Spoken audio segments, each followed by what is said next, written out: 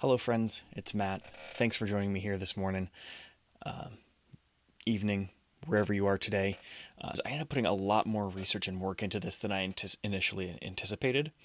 And between this one and the next video, they're pretty linked together. Hopefully I'll be able to get them all done right now, but if not, there's just a lot of work and research that went into it. So I just wanted to make sure that I was able to get them as prepared as I would like them before I put them out. Also, just wanted to give you guys a quick update. I haven't uploaded anything new for I think 2 weeks or so, because 2 weeks ago I lost my job, and dealing with the fallout of that has been a bit crazy. My wife is actually 9 months pregnant, essentially due in 10 days, and so just getting our lives together and all that, and dealing with the fact that I am no longer employed has been really stressful and really crazy. So if things in the next month or so get a little sporadic, hopefully you know why. But back to today's topic, which is more about the current protests and political situation having to do with the aftermath of George Floyd's death. I'm sure you guys have all seen plenty of stuff about the future of policing. There's been a lot of shouting, especially from the conservative end of the spectrum, about this issue. And I wanted to give my reaction to one of the talking heads on YouTube, someone I've talked about here before, Matt Christiansen. He thinks, predictably, that it's a bad idea to even talk about defunding the police. So let's get into the video, and let's come to truth.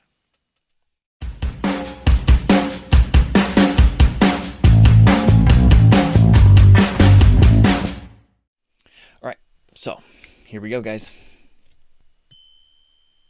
Watching Minneapolis outdo Baltimore for most insane response to your city burning down has been great fun. Never forget the Baltimore mayor giving the rioters space to destroy. We also gave those who wished to destroy space to do that as well. And now, not to be outdone, the Minneapolis City Council president says, hey, if they're destroying you, don't bother calling the cops. That's just your privilege showing. What if, in the middle of the night, my home is broken into? Who do I call? I hear that loud and clear from a lot of my neighbors and myself too, and I know that that comes from a place of privilege. For those of us for whom the system is working, I think we need to step back and imagine what it would feel like to already live in that reality. This, of course.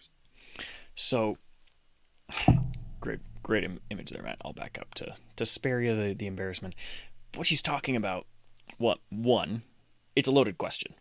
It's a very loaded question, because most break-ins don't happen at night. I know we all have this image that's been portrayed and played in our minds of the sneaky robber. You hear the breaking of a window at night and the footsteps downstairs, but most break-ins happen during the day when you're not home, because that makes sense.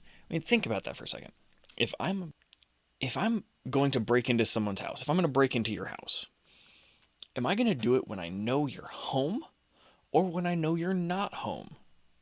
Just think about that for a second. Who in their right mind would say, you know what?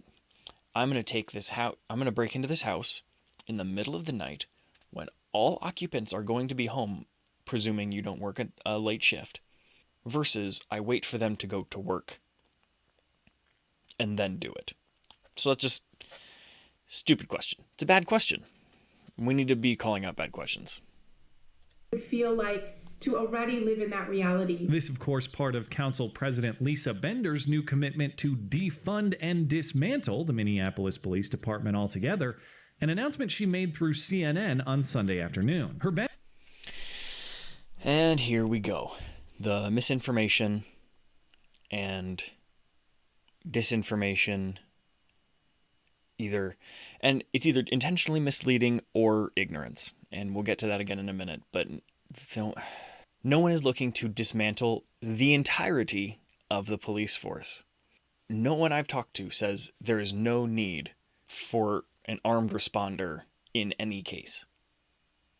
No one has said that. What we're talking about is dismantling the systems in place that lead to systemic racism, such as police unions and lack of oversight and overfunding and overmilitarization, taking money away from that, putting it to other things that have been proven to work. That's what defund and dismantle means. Okay, well, actually, I'm going to skip forward a little bit because we don't need to hear him disparage a public servant.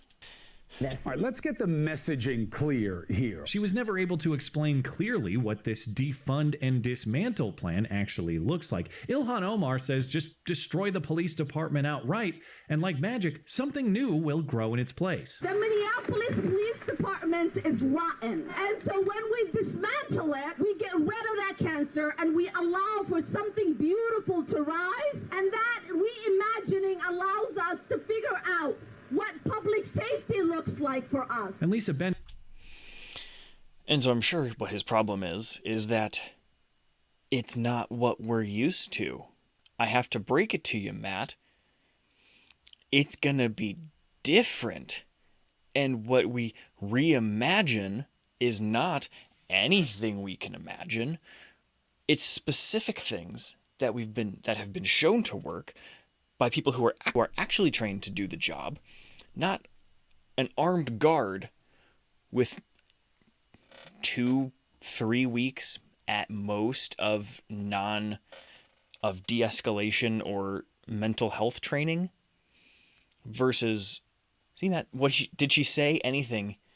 We can just imagine what it's going to be. No, she said we're going to reimagine what public safety looks like.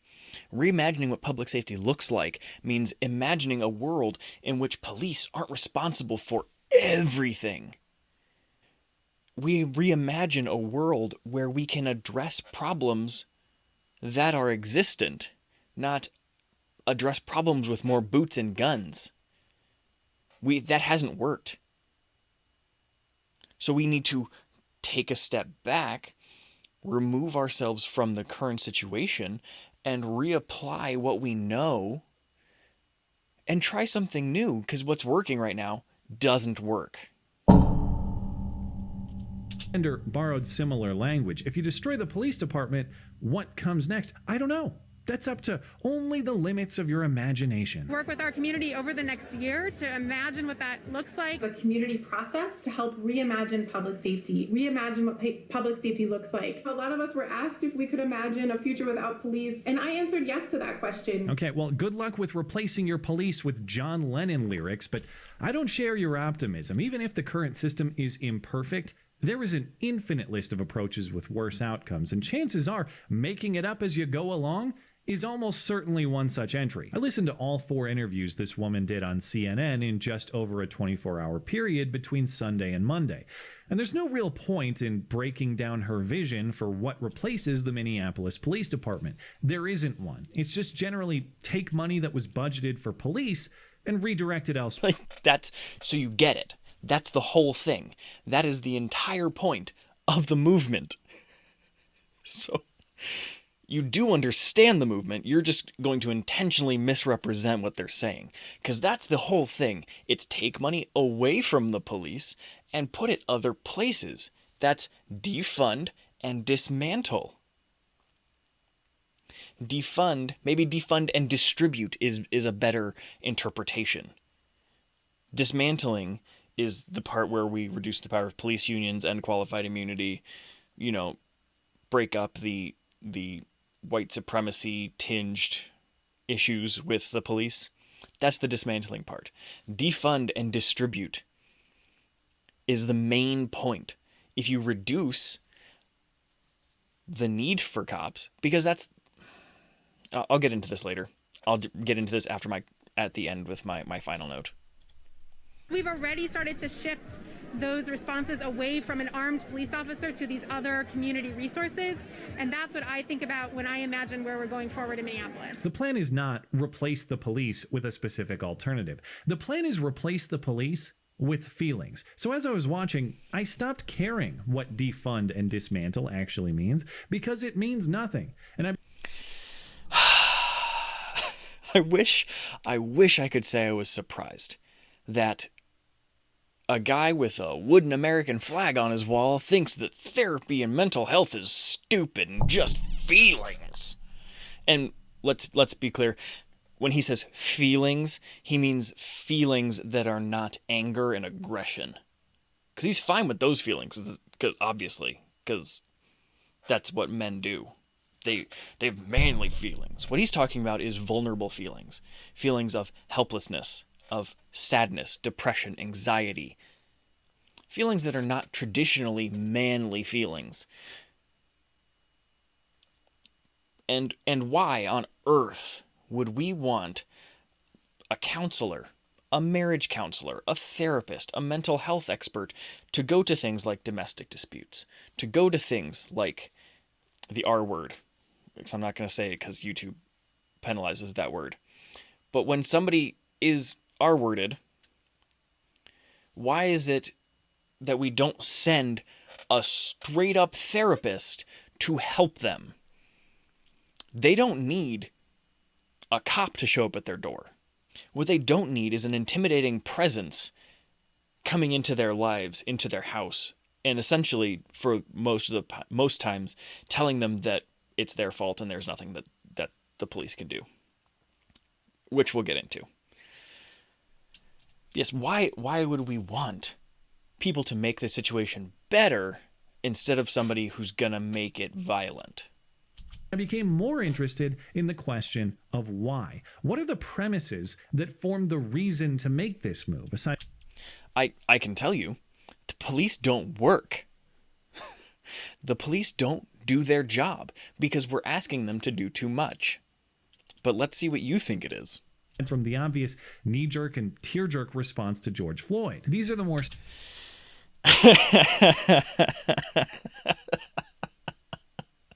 You think that this is a knee-jerk reaction and a tear-jerk reaction.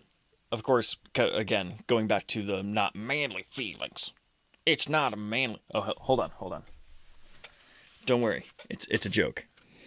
It's a joke. Hang on. These aren't manly feelings, so they're bad. That's what you sound like, Matt. That's...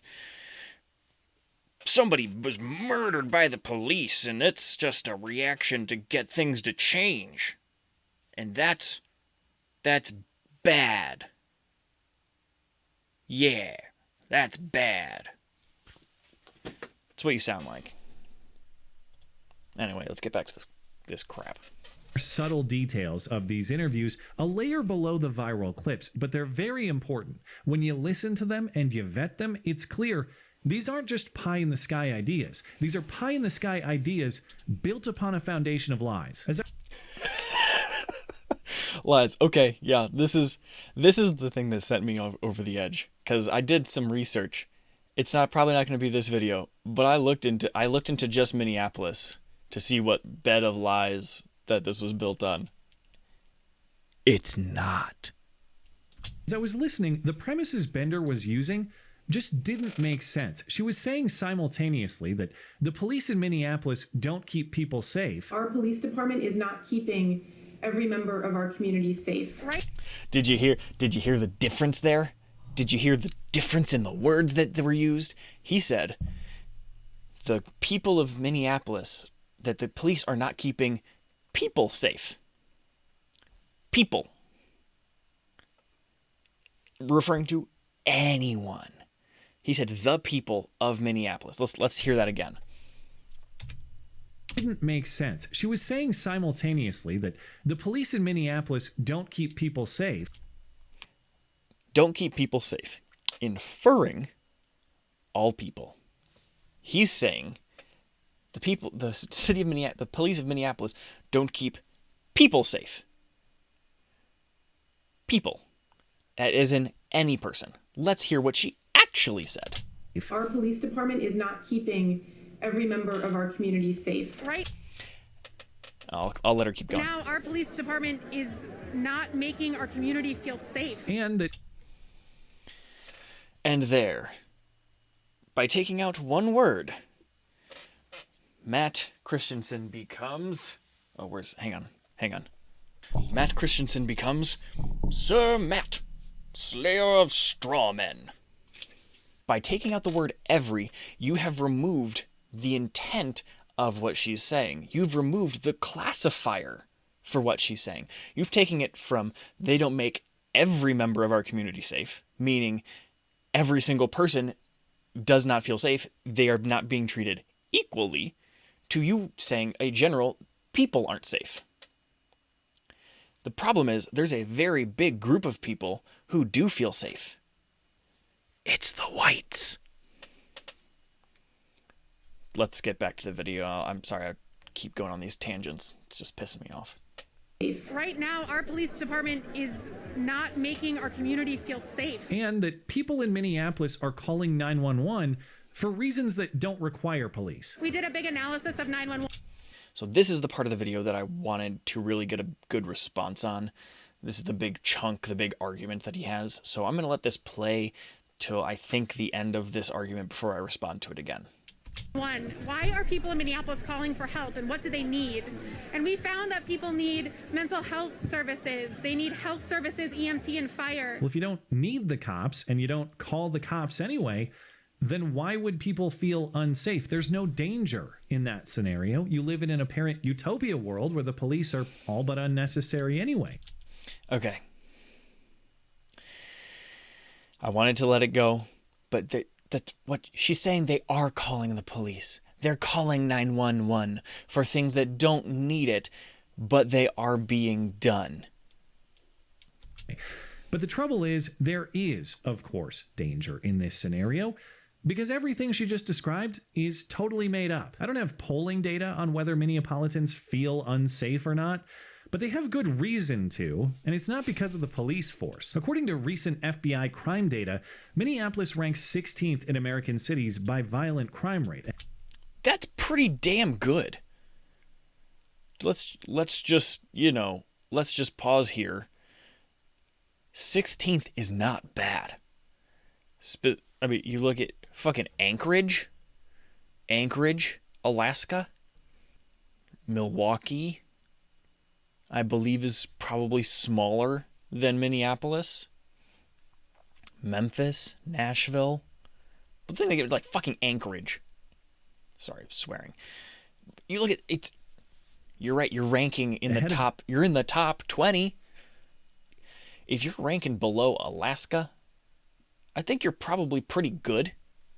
So maybe you shut up.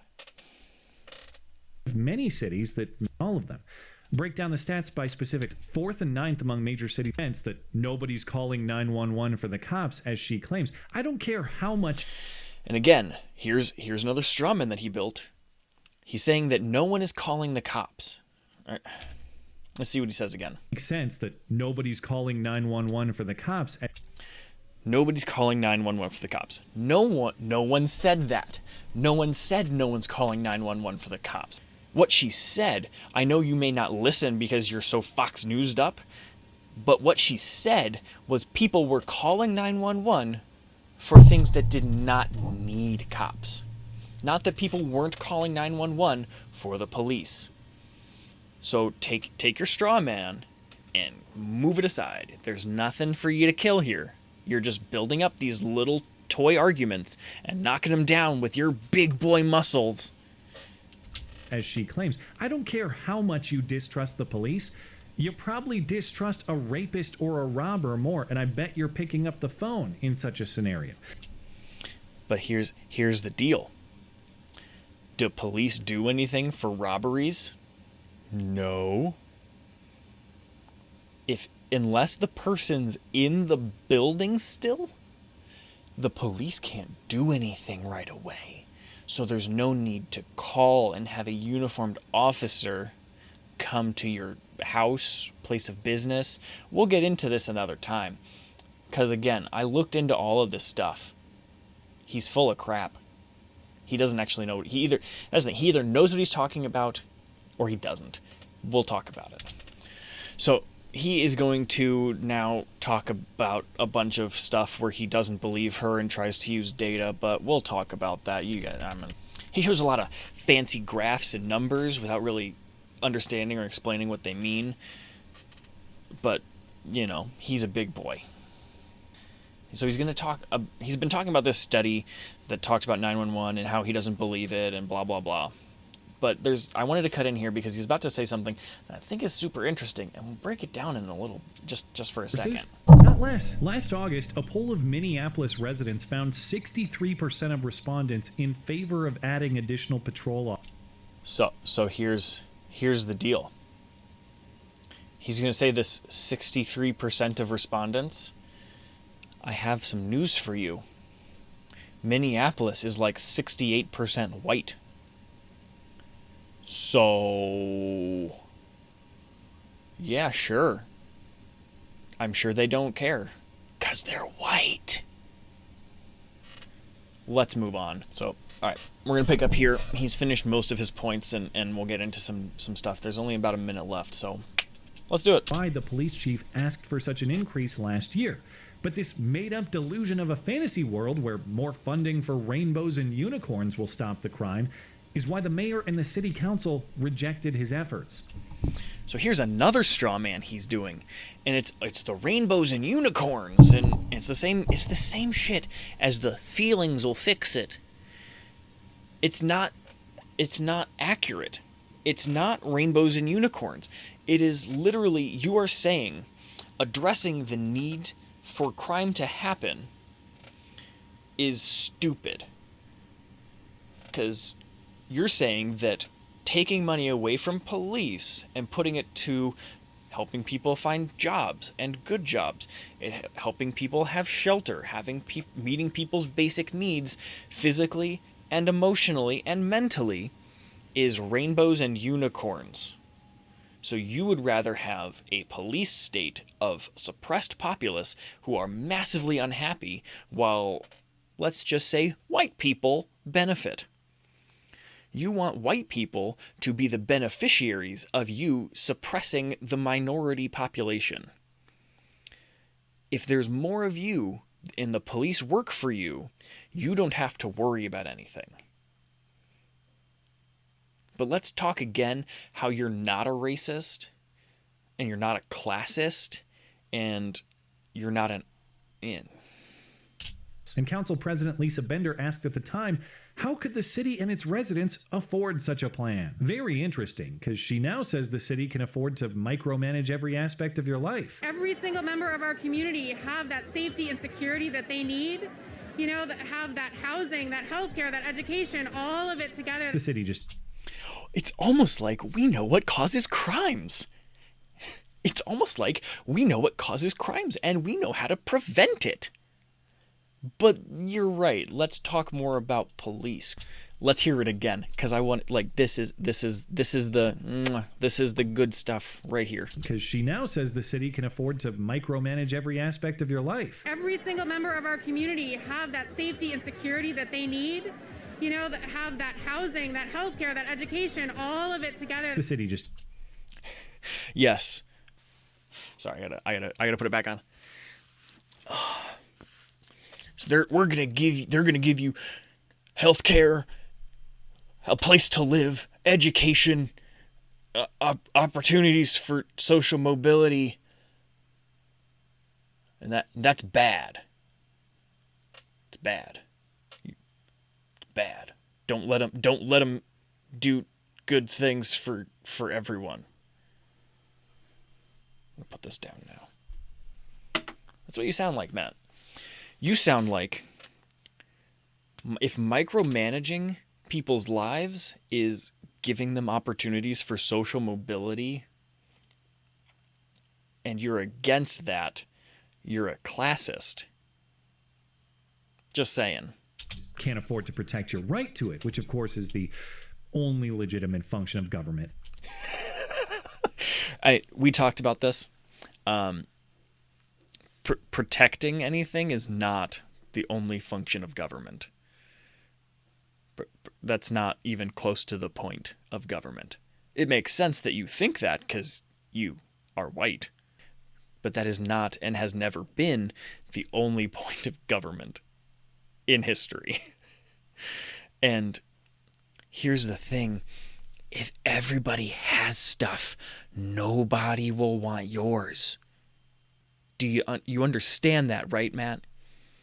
That specifically burglaries are not committed by these giant kingpin thieves who are going into white people's houses and taking their stuff. It is people who break and enter and take things because they have nothing. They need things. Because you've seen in places with money, there's less crime. If everyone has what they need, nobody has to take from anyone else. If everyone has enough, they don't need to go get it. Or as you like to say, they're pursuing their happiness. They're pursuing their prosperity. And just because you're white doesn't mean you have a better right to that. You think it does. You think that you need to be protected from other people. At all. I can build you a life of utopia, and in this utopia, there's no need to protect that life because there are no threats to it. Okay. No one's saying that. You're saying that. You're building. It's another straw man. No one is saying that there's not a need for police. There are people who rob things, who have mental illness, don't get treated for it because of people like you saying that it's bad, and get guns and go shoot up schools or shoot up malls or movie theaters or churches. We still need police. We just don't need as many police. And I'm going to go into that in a second. Actually, this has already been almost 30 minutes. So we're just going to do the part two. Part two will be right here or here. I don't remember where the cards go. I'm really bad at mirroring. Look at the cards, go to the next thing. It will be the next video I do. There's apparently going to be 3 videos that I do, hopefully this morning, because this is ridiculous. This took me so much longer to talk about than I wanted. I wanted to get to the actual data and research I did, and I'm just getting too mad at this white bread brawny man. He does. Now that I see it, he's like a hipster, not even a hipster brawny, because hipster would be brawny man. He's like the brawny man's scrawny step brother. Brawny lad, brawny bro. He's a brawny bro. Yep, he looks like if the brawny man, instead of being a lumberjack, his dad owned a dealership. Yeah. All right, brawny bro. I'm gonna call you that from now on. You're no longer. You've disgraced the name of Matt. You are now brawny bro. Lady, that all sounds great, but call me skeptical of anybody who says she can build a better life for me than I can. You're not skeptical. There's nothing about you that is a skeptic. You're selfish, self-centered, and an a-hole. And you can't be trusted even to build a stupid political narrative on this shaky foundation of lies. Build an entire city on it? Grab a lawn chair and a lemonade to watch it crumble. Thanks as always for listening. Okay, thank God it's over. I hated this. It made me really mad. I did not like it. Sam, I am. But, yeah, so we will dive into part 2 of Brawny Bro and his magical straw man slaying abilities. Oh, it just really works. Like, Brawny Man, Brawny Bro, he's setting up, fake trees, just knocking them down. It's like a straw man argument.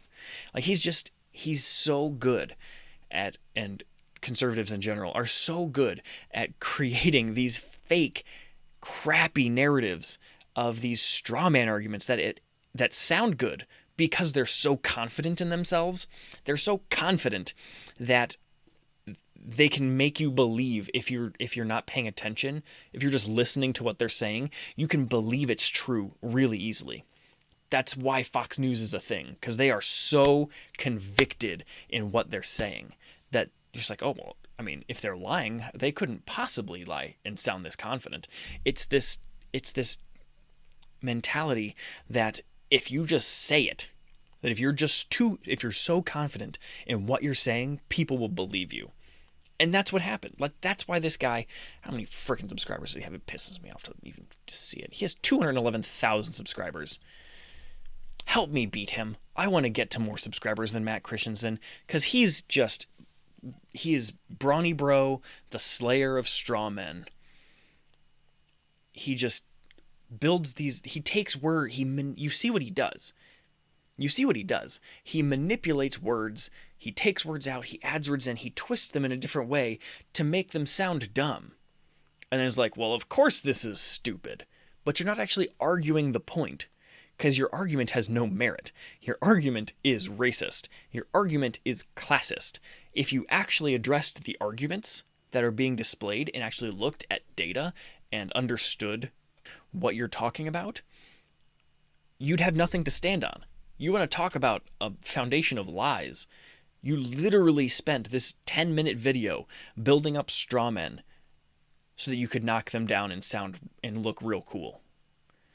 Brawny Bro, quit making videos like this. At least address the actual problems and discussions and topics that we're talking about. It does no one any service in the political discourse to build up straw men to then take them down. What we're doing here is actually addressing problems that are systemic and big and long-standing. We don't need conservative Brawny Bros trying to take away or take people out at the knees for someone who actually is trying to do real change and good in the world. The world is not good as it is. Our country is broken. Our country is failing. We're trying to fix it. Get out of the way. Anyway, guys, thanks for watching this video. If you watch all the way to the end, I super appreciate it. Every minute, every second of view time helps. Part 2 of this video will be either in the description or in the cards, probably both. But we got I have some really interesting data that I pulled from Minneapolis as well as some other cities just to talk about what defunding the police looks like. So go ahead and check that out right now. But before you go, hit the subscribe button, ring the bell, leave a comment if you like, if you think Brawny Bro is a fitting name for Mr. Christiansen here, or if there's a better name that you guys want me to workshop and test. So with that said, guys, thanks for watching.